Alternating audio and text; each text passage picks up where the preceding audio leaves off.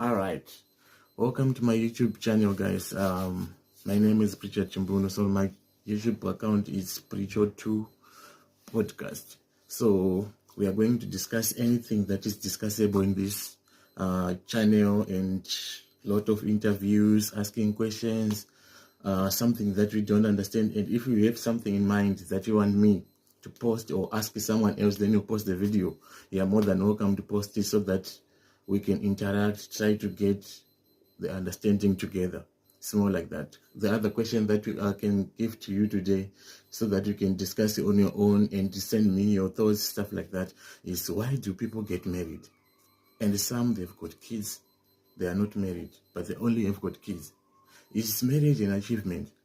Is it the favor from God that one is married and someone is not married? What's happening? Is it fair? Or are you beautiful enough